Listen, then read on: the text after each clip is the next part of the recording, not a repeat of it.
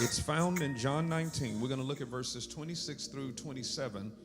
And here's what the word of God says. Are y'all there with me? It says, when Jesus therefore saw his mother and the disciple whom he loved standing by, he said to his mother, Woman, behold your son. Then he said to the disciple, Behold your mother. And from that hour, the disciple took her into his own home. I want to preach from the thought today entitled, Why John? Why John? You may be seated. Hopefully it'll make sense as we go through this sermon today. Why John? That's what I want to talk about. Why John? It was quite common to see crowds of people around Jesus. They followed him. They were around him. They wanted to see and get a feel of more of his messages, his miracles. They wanted to know what his next move would be. Jesus was a crowd attraction. However, when you begin to look at Jesus' ministry, what you find is that while Jesus was a crowd attraction, when you look at his moment of great trial and testing, the moments where he will go to the cross, what you'll find is that those same crowds that were celebrating him on Palm Sunday were no longer there. Oh, they were there during the high moments. They were there during the moments where everybody was saying, Hosanna, Hosanna. They were singing the hosannas, but when it came to his moment of crucifixion, they were the main ones who were saying, crucify him, crucify him. The crowds were there when Jesus was on the mountaintop, but when Jesus experienced his low moments, they were nowhere to be found. I don't just need friends, if I can just say this, who are with me when things are up, but I need some folk in my life who are with me when I'm down. This is where Jesus is in the text. Jesus, when he looks at the cross, down at the cross, Jesus sees a very slim group of supporters. Not many. No, the crowds, the masses, they are not there. It's a slim group. Matter of fact, as you begin to look at this text, you'll note that the text, John, the writer of the passage, actually begins to highlight their names. Their names, Mary, the mother of Jesus, you knew his mama was going to be there. Because mama's going to follow you everywhere. I don't care how, I'm talking about real mama. I don't care how high or how low it is. Mama's going to be, his mama was there. Mary, the wife of Clopas, was there. Mary Magdalene was there. And then the text says that the disciple that Jesus loved was there, which some would argue that this is traditionally John. John, the disciple, was at the cross. It's a slim group, but I don't want you to look past this group, because in this text, Jesus, what he does while he's dying on the cross, he takes a moment in this passage to now fix and focus his gaze upon this slim group of supporters. He looks and he says, Mother, behold your son. And son, John, I need you to take in my mama. Now, this was an interesting scene here. And it is an interesting scene because essentially what Jesus is doing in this passage is, as he prepares to die, Jesus wants to make sure that his mother has the proper covering and provisions. This would make sense considering that Jesus was the oldest son of Mary, which makes him legally responsible to take care of his mother. And it would also make sense because by this time, many scholars would argue that Jesus' earthly father, Joseph that is perhaps dead by now. And so it's Jesus' job to take care of his mama. It's Jesus' assignment to make certain that his mother is taken care of. And so in his dying moment, he says, John, listen, I'm about to go off the scene, but I want you to take care of my mama. I want you to take my mom into your house. I want you to provide for her. Now, this is interesting And the reason why this is interesting is because the question that I raise of this text is, why John? I mean, you had other options. Jesus had other options for who he could have put his mama in the care of. Why does he pick John? I mean, he could have picked one of the other disciples, right? But he doesn't pick any one of them. He could have picked one of his other siblings. You do know that Jesus had siblings, but he doesn't pick them. And so the question becomes, why does he pick John? I happen to think that this is a good question because let me say it this way, most, if not all of us, at some point in our lives want to be picked to do something great, don't we? I don't know about you, but that's my testimony. I hope you don't get upset with me. I hope I come to church every Sunday with the anticipation that God is going to pick me to do something great. I believe that greatness is on I don't just believe that greatness is on my life. I believe it's on your life too.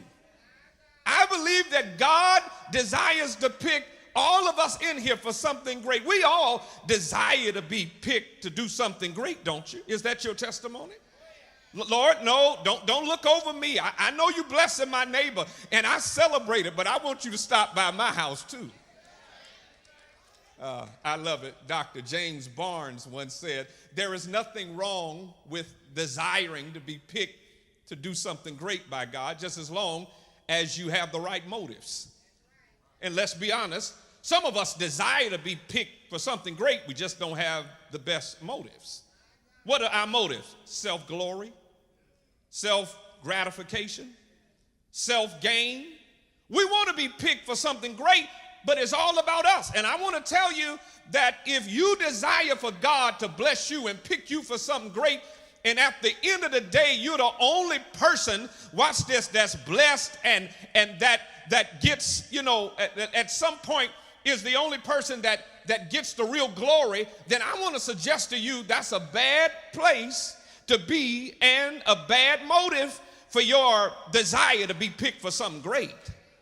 I'm trying to preach to somebody here because some of us, I want you to bless me. I want you to hook me up, and it's all about you. And God is like, who gonna get the glory?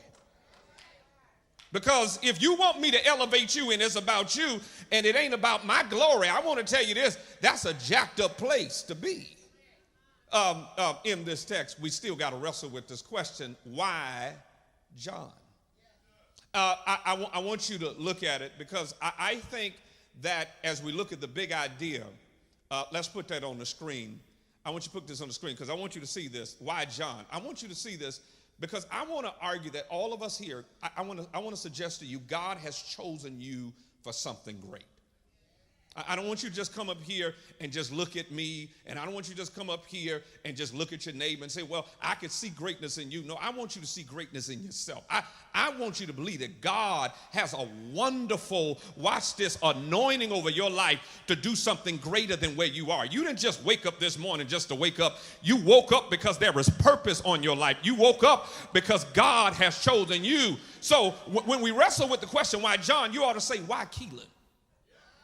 You ought to say, why Kenneth? You ought to say, why Jane? Why Sue? Whatever your name is, you ought to put your name there. And here's what I want you to know. Notice the big idea of the sermon. Knowing your why can help you better manage your what. Does that make sense? Knowing your why can help you better manage your what? When you know why God has called you. See, some of us, we want to be picked, but we don't know the why. And some of you have been picked, and the reason why you are mismanaging where you are is because you don't know your why. And so when you know the why will help you better manage your what. And so let's go through this sermon today. Let's look at this why. Why John? I mean, this is a wonderful privilege to take in Jesus' mother. I mean, John has a testimony that many do not have. Jesus' mother actually stayed at my house. This is a big deal. I had the privilege of taking care of Jesus' mother. But the question becomes, why John? There are several things that I want you to see. You ready? Those of you who have your notes, I want you to see this. Number one, I want to suggest that Jesus picks John, number one, because he was present. I know you were looking for something deep, but that's basically what I got to give you. Jesus picks John to take care of his mother because John was present. Those of you who got your Bibles, hopefully you didn't close it. I hope you can look at verse number 26, and there is a line in verse 26 that says that when Jesus saw his mother and the disciples whom Jesus loved, the text says that they were standing nearby. I don't want you to miss that. The key phrase is standing nearby. That phrase, standing nearby, it suggests that they were present. It suggests that John was present. Let's wrestle a bit, because I can tell that you've kind of turned me off, and so let's wrestle. And as we wrestle, I want to wrestle with another question, and that question would be, where were the other disciples? All right? They were an option. Well, where are they? Why aren't they at the cross? Well, I think that the answer to the question is simple. They all deserted him. Yeah, they were with him during the moments of high moments too. They were with him. He taught them. He preached to him, right? I mean, Jesus went to their funerals. Jesus went and helped them out in the time of it, but they deserted him. After all that Jesus had done for them, you would think that these disciples would be there. Man, I showed up for y'all when y'all needed me. I showed up for y'all when y'all needed my ministry. I did this, I did that, and they deserted him. And so they are not there because they deserted him. Wait, we got another question on the table. And the other question that's on the table that we got to deal with is, where are his siblings? I mean, this is a very difficult moment. Jesus is dying on the cross. The mama there, and if mama there, then the brothers and the sisters ought to be somewhere to be found. Where are they? I mean, come on now. If there's anybody who should have been there, it should have been blood. Should have been the bro. Should have been the sis. Well, the question becomes, why aren't they there? Maybe they're not there because the text, when you read it, it says they doubted him. Actually, when you read the Bible, John 7:5 says, Jesus' own brothers initially did not believe in him. Wow. And so maybe they're not there because they were thinking to themselves, he shouldn't have been doing all that anyway. I didn't agree with all that preaching, and now he done got himself in trouble, right? And they didn't believe him. And so they said, we ain't showing up to that cross. We don't want to have nothing to do with that. We don't believe in that ministry. And if I could just pause and just say this, I'm just so glad that Jesus didn't allow the fact that folk who he was related to didn't believe him to stop him from doing what God had called him to do. No, I'm really saying this because some of you, there is a call and there is something that God has placed on your life. And sometimes, if we can be honest about it, the people who are the main folk who try to pull us away from the call that God has. You can't do this. Ain't nobody in our family ever done this. Ain't nobody. Well, girl, you crazy. You talking about moving to another place. You talking about starting this business, right? You talking about writing this book. Come on now, talk to me here. You talking about doing this and doing that. Girl, don't even waste your time. Boy, don't even waste your time. Sometimes the folk, Lord have mercy, who don't believe in you the most are the folk, Lord have mercy, that you thought, come on now, that should be in your corner. I mean, we are related. We are family. I thought that y'all were going to push me. Have I got a witness in the business? When I started the business, that the people who would support me the most were the people that I went to school with, were the people that I grew up in the community with. No, they doubted him, and perhaps it was their doubt that caused their absence. That we can keep going on. You can look at that crowd who wasn't there, and you can put, why the crowds ain't there? Well, they really wasn't there with him in the first place. They were just with him when things looked good. We can keep going on and on and on. But the point that I'm trying to get to is I'm building the tension of this sermon on purpose because I want you to understand that, watch this, that while others doubted, that while others deserted, while others, Lord have mercy, were fickle in their commitment to Jesus, guess who's at the cross? John is there. And so John, watch this, is picked not necessarily because he's the best option. Perhaps there were other better options, but can I tell you why he's picked? He's picked simply because he's the present option. I don't know who this word is for, but maybe you're in here and you've been sensing that there is, that God has picked you for something great. And in this season where you sense that God has picked you for something great, for some reason you have become, Lord have mercy, very, but knocking yourself down. I can't do this. Insecure, that's the word I was looking. You become very insecure. God can't do this with me. No, there's somebody better. No, God could have used this person. If that ain't your testimony, I know it's been mine. Lord, have mercy. I've had opportunities and I've wondered, Lord, why you picked me out of all of the people that you could have picked, after all of the folk that you could have put in this assignment, why you picked me? They got this, they got that. Lord, have mercy. And God is saying that when I picked you, here's what I want you to understand. I'm not picking you for you to try to be better than them. You ain't got to compare yourself to them. No, when I have a picking and a choosing on your life, I chose you, Lord have mercy, simply because I chose you. Am I preaching to somebody? And so stop trying to prove to people that you deserve to be in the position that you're in. When you walk in that job tomorrow, just say, listen, I don't know, I don't fully understand, but all I know is I'm going to be like John and I'm going to just keep showing up. I was just there at the cross. I was just praying. Have I got a witness in the building? See, some of y'all knocking my story, but you don't know what you're knocking my glory, but you don't know my story. You don't know that I prayed, Lord. You don't know when I showed up to church and I didn't have anything. You don't know the nights I studied and I prepared to be where I am. Have I got a witness in the building? And yeah, I failed. Yeah, I made some mistakes, but God picked me simply because he picked me, and simply because I was at the right place at the right time. And I don't know who this word is for, but stop trying to be the best option and just simply be the present option. All I know is I'm gonna show up. All I know is I'm gonna walk up to the door. I don't have a whole lot of faith in myself, but I got a whole lot of faith in him.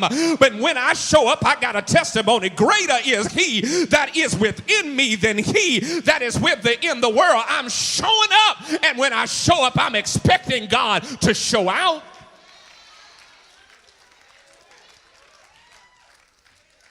You don't have to be better than them. All you have to do is be your best self. Am I preaching to somebody here? No, am I really preaching to somebody here? Stop looking at them and look at him. Am I talking to somebody here today? I'll never forget it because I don't think I'm pushing my case like I need to. I want to say this. I remember when I was a student there in Atlanta, Georgia, and while I was there, I went. It was spring break weekend. It was a Friday. I'll never forget. It was a Friday. The Friday before spring break. And you know what happens the Friday before spring break, right? Just like some folk don't come to church. Some of us didn't go to class. And I almost didn't go to class this particular day. It was my biology class, but I wasn't doing that well in that class, and something told me I needed to go. It was something that said, you better get up. I knew friends. You going, no, I ain't going to class, man. No, it's Friday before. We going to go on ahead, and we going to hang out. We're going to have a good time in the AUC. And so but something said, Keelan, you need to get to class. You don't need to miss another day. You need to be there, right? And so I went there, and when I got there, the teacher said, today we're going to have a pop quiz. I said, doggone it. I knew I should not have come. I listened to that little voice in my head. I knew I shouldn't have came. I wasn't prepared for that pop quiz. And so the quiz starts off. I'm looking at I'm failing this quiz. It ain't looking good, right? I'm being honest. I'm not doing good on this quiz, but I'm trying my best. I'm trying my best. I'm putting what I can put. I'm praying, Lord, give me inspiration. Do something. I'm taking this test. I'm taking this quiz rather. And 20 minutes into the quiz, my professor yells these words out. He says, all right, turn it in. Now, I'm really upset now. I got to be honest with you, what I had on that paper, y'all going to help me here. I need it all the time. I ain't have enough time to look on nobody else's paper or to ask questions. Come on now, yeah. I was looking to get some inspiration from my neighbor. Turn to your neighbor, turn to your neighbor. He said, hand it in. I knew I was going to fail that quiz. I wasn't doing that well in the class, and so that might meant that I was going to fail that class. Teacher collects all of the quizzes, and right after he collects the quiz, he yells out these words. And you know what he says? Here is what he says. It shouts me if it don't shout you. He says, everybody who showed up to class today and everybody who took the quiz gets an automatic A. I wasn't doing that well in the class. I wasn't doing that well on the quiz. Have I got a witness in the building? And I almost stayed home. Y'all gonna help me here.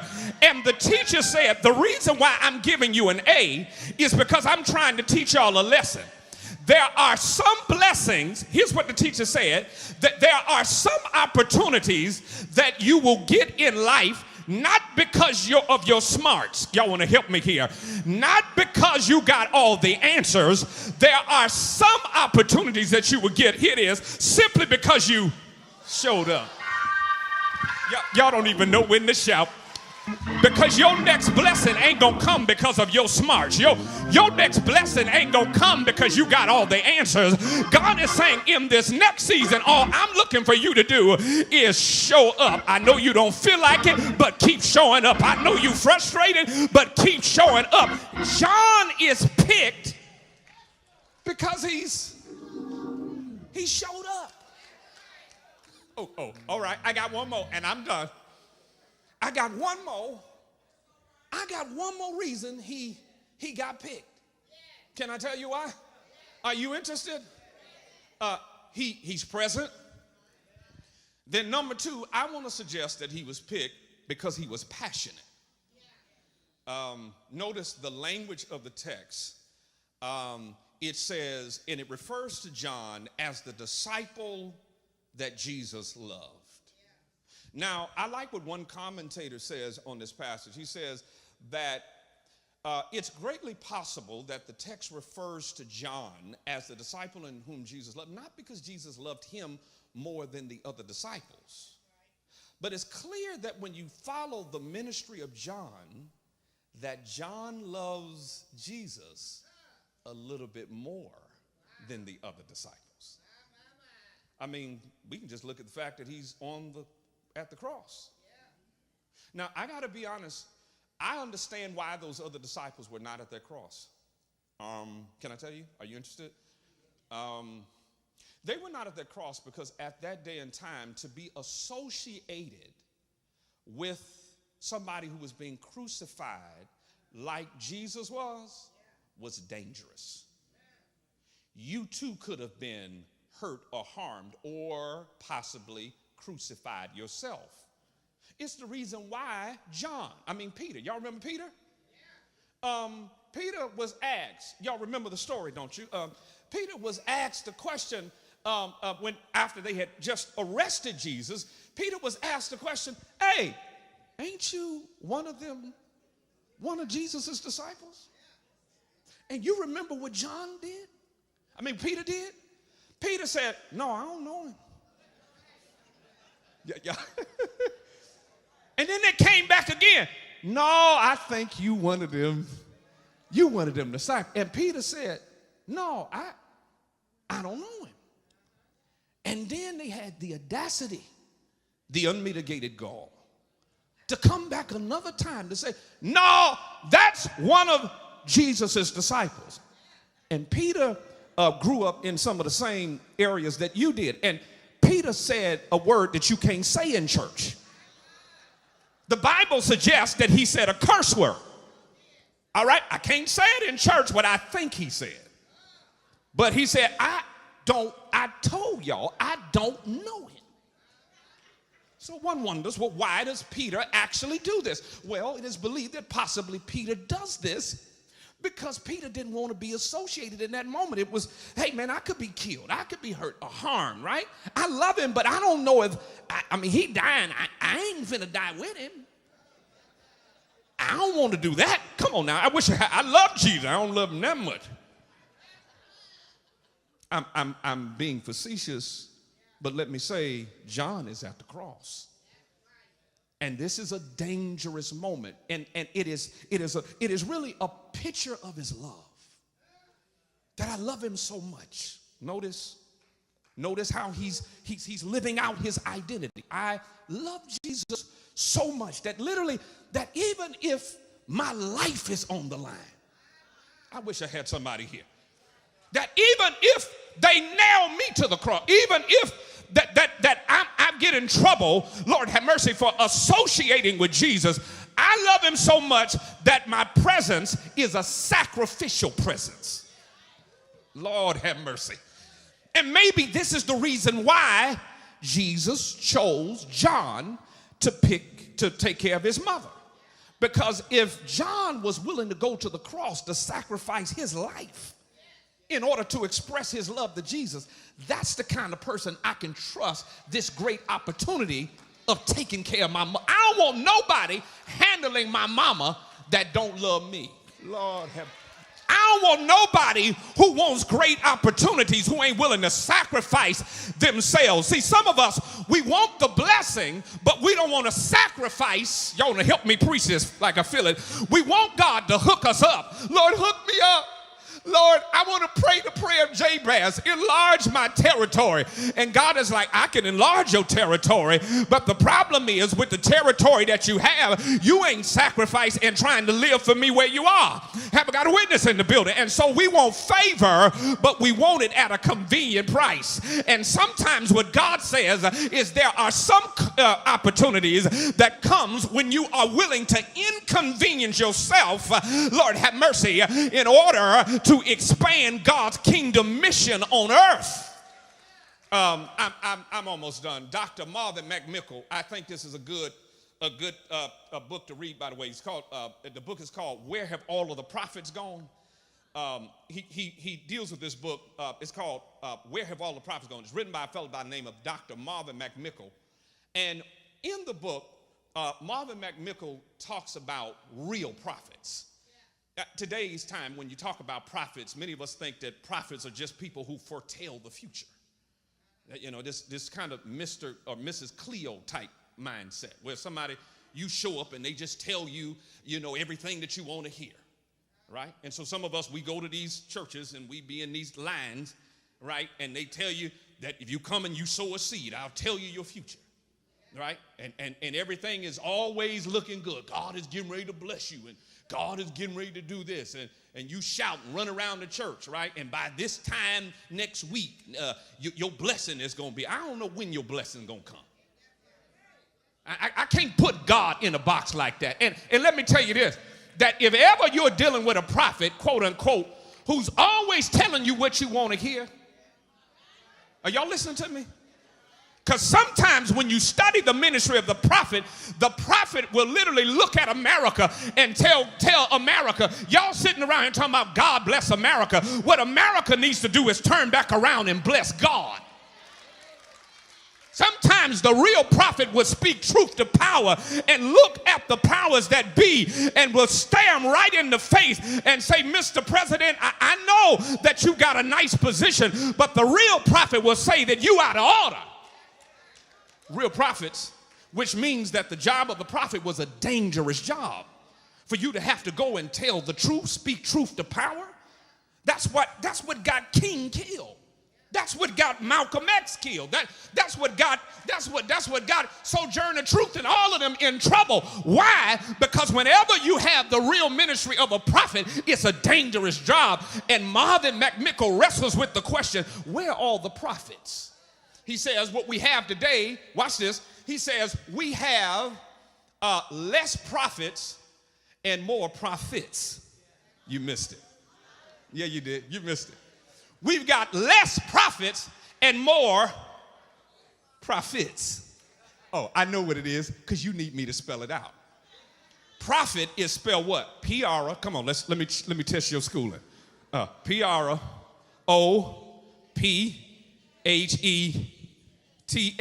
Prophets, right? But then prophets. Let's spell it. Come on. P-R-O-F. Now they sound the same, but they're not. The prophet is willing to sacrifice his life in order to expand God's kingdom mission. But the prophet is only concerned with their gain.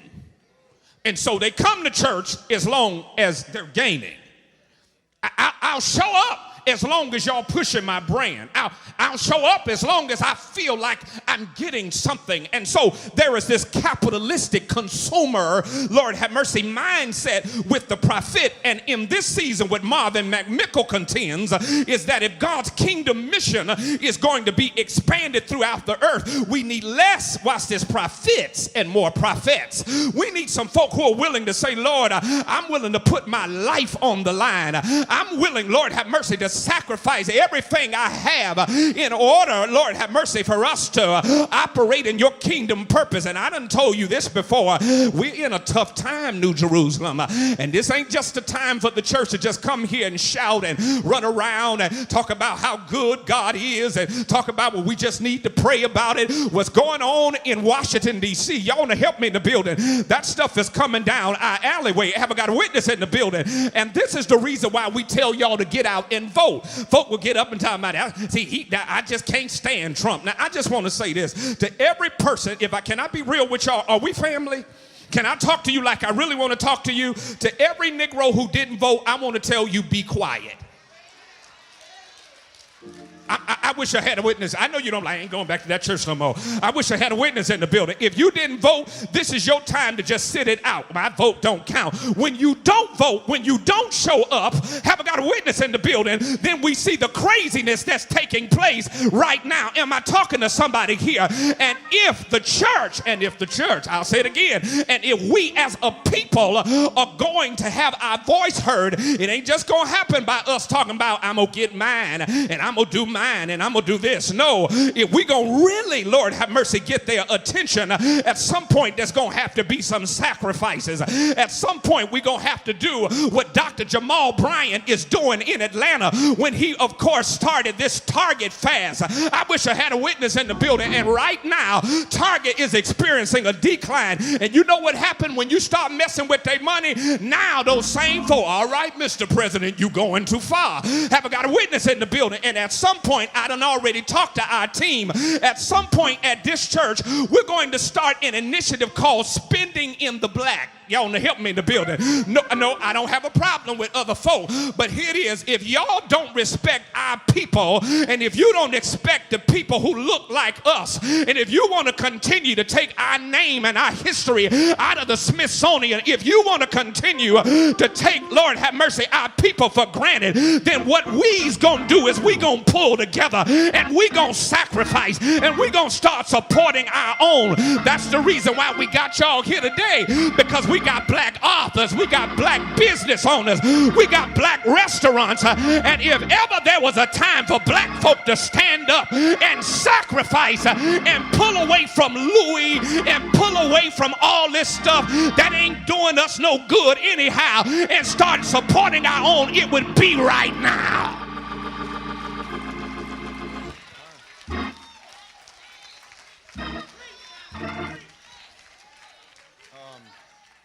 That's a good place to close.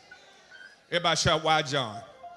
This is how I close. This is how I'm going to close. Now, this is what I want you to see, because John is giving us a wonderful picture, but this is how I close. I got to close this way. And the reason why I got to come, I'm not going to even do all that hooping and ain't he all right. I say that for next week. You come back next week, I promise you, I'll raise my hand, all that stuff that we like. But this is how I close. Are you ready for it? LeBron James is called the chosen one. And I don't care what you think about him. He has lived up to the expectation. Matter of fact, he's far surpassed it. And so now he's in his 40s now, and now there are arguments about who's the GOAT. Who's the GOAT? Y'all know what I mean when I say GOAT? The greatest of all times. And so you have one camp, you already know, they're going to go old school. And they're going to say the GOAT is Michael Jordan, right? And so you see the deacons, that's old school. And let me tell you how I know it's old school. Last week we were outside cleaning up the church, and we got on this topic of who the GOAT. And we were doing good, putting the mulch down. We were doing good, right? I'm talking about painting and doing all that stuff. We were doing good. And then the conversation about who the GOAT came up. And boy, you should have saw some of our deacons. They stopped and put down everything. I know you ain't no, LeBron James ain't no GOAT, Michael Jordan. And then somebody had to bring in, some other old school guy that we ain't even talking about no more. It was a serious conversation, am I not? Right?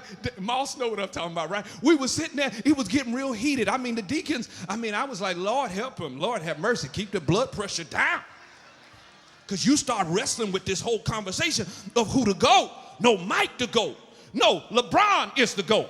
Man, LeBron is the GOAT.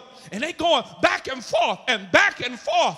Mike ain't play nobody. Mike was playing against scrubs, right? And LeBron, man, they ain't playing defense in today's time. Just going back and forth. But they asked LeBron, what are your thoughts on the GOAT conversation? Do you know what he said? He says, I'll let y'all have that. He says, I ain't gonna judge my career based on championships and stats. He says, but when it's all over, this is what LeBron said. LeBron said, I'm gonna judge my career by my willingness to give my all. I just want to know, did I give my best to the game? I don't know about y'all, but he doing that doggone thing. But I don't know about y'all, but maybe that's my testimony for my own life. I want to be able to testify that I gave it all, that I put my all on the line. We can look at them, who's the GOAT? Y'all can have that conversation, but is your all on the altar? That's what the old saint said. Have you put your all? And every day you wake up, you ought to say, Lord, I'm giving you my best. Lord, I'm like John. I'm willing to sacrifice my life for your best. Am I talking to somebody here today? Why John? He was present and he was also passionate. We are so glad that you were a part of our worship experience today. Hopefully something was said or done to bless your life. Thank you once again. Let me just say this, that if you so desire to be a blessing to us and to be a blessing to the work that we do here at our church, we want you to text the word give, G-I-V-E. Text it to this number, 305-693-8323. Your giving helps us to expand the reach here at the New Jerusalem Impact Church. Also, if you want to become a member of our church, you say, man, I really enjoyed that church and I really want to connect with them. You can connect online. Yeah. Here's what you do. You text the word impact, I-M-P-A-C-T, to the number 305-693-8323. Listen, we thank you. If you don't mind, subscribe, follow, come back next week. Can't wait to see you. Thank you once again for being a part of our worship.